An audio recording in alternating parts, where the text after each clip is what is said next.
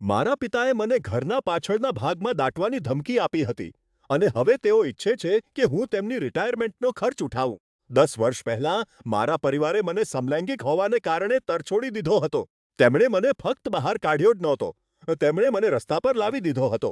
મારા પિતાએ મને કહ્યું હતું કે જો તેઓ મને ફરી ક્યારેય જોશે, તો તેઓ મને મારી નાખશે અને મારી લાશને આંગણામાં દાટી દેશે.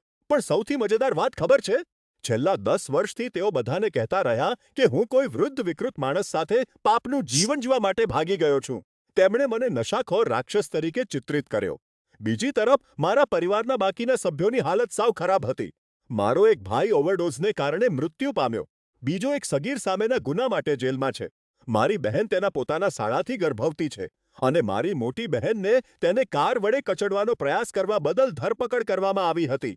હવે અચાનક મારી માતા મને માફ કરવા તૈયાર છે. તે ઈચ્છે છે કે હું તેના માર્ગદર્શન હેઠળ પસ્તાવો કરું અને સુધરી જાઉં.